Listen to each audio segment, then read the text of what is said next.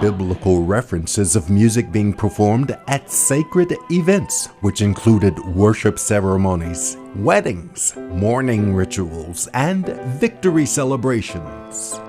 Relating to the sacred songs and the development of the sacred songs, be reminded of the children of Israel being led by Moses. Then God gave them the victory over Pharaoh and his army. You began to hear the songs sung by the people of God in celebration of their victorious release and their march toward freedom.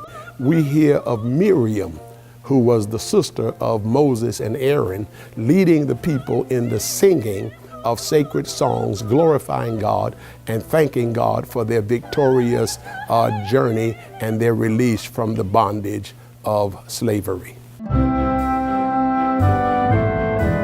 When one thinks about the Christian experience in terms of liturgy, the Christian liturgical experience, if we want to look at that historically, one might go as far back as looking at Jewish practices because we come out of a Judeo-Christian experience. So we define ourselves as Christians as being part of a Judeo-Christian experience. Another form of Christian sacred music is Gregorian chant.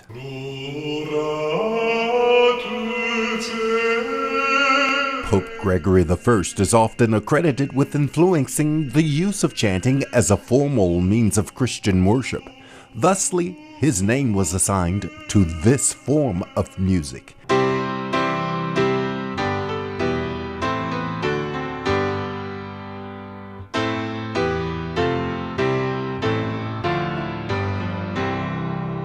The name that is perhaps most associated with the Protestant Reformation is Martin Luther. In addition to his teachings, Luther also wrote chorales. Chorales were used in lieu of certain Catholic prayers and practices. One example of Luther's compositions, A Mighty Fortress is Our God, was written circa 1529.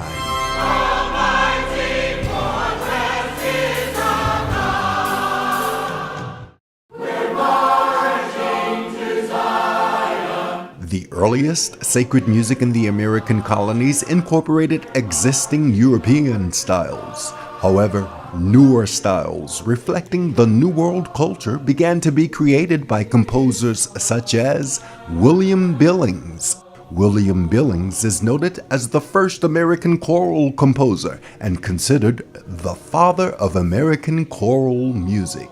Elijah Rock, shout, shout. Elijah Rock, coming up north. Thanks for naming them spirituals. It is believed that Africans arrive with repertoires that we can find still even in the Gullah languages and in the spirituals. We find a genre that we can identify clearly as an African American genre of song.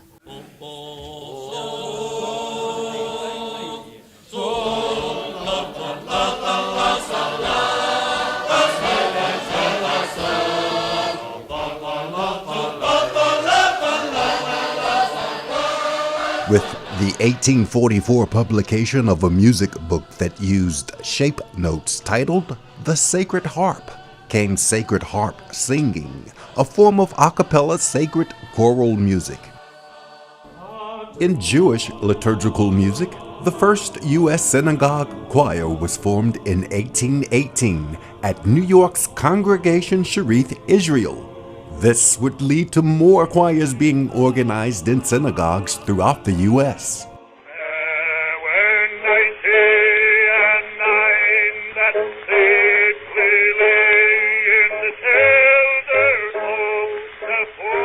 The first public use of the term gospel to describe a composition appeared in 1874 when Philip Bliss published Gospel Songs, which included a collection of his and Sankey's hymns, among many others. Though earlier forms of gospel music already existed, Dr. Dorsey was the first to specifically classify his compositions under the musical genre of gospel. For his contributions, Dr. Thomas A. Dorsey has been lovingly dubbed the father of gospel music. We shall overcome. Gospel music was very influential in the civil rights movement. Even when the people gathered together for movements, they sang. And that kind of eased, like I said before, in slavery, it eased the pain, it eased what was going on, but it also had a way of pulling us together. That music had a way of making a cohesive unit because we were all together in harmony, with music being, gendering that harmony. The constantly changing preferences of the Catholic Church brought about the liturgical movement. Its most noted influence on liturgical music would come about during the mid-1960s when the Second Vatican Council allowed the Catholic Church to conduct the Mass in the vernacular, and in addition to Gregorian chant, could include popular music styles. In 1963, Reverend James Cleveland began taking the choir sound to an even higher level. Contemporary Christian music in the church really, I believe, historically came out of the Jesus movement. You had hippies coming to Christ, growing up in rock and roll, and they wanted to have the kind of music that they were listening to now be adapted to the church. One key player in the popularity of holy hip-hop is Kirk Franklin. He would be one of the primary instruments that brought a new sound to gospel music. We're coming to the close of our journey as it ends for the current time. And what a journey it's been. We thank you for being with us, and we pray you have been blessed by our presentation of Music, the Sacred Journey.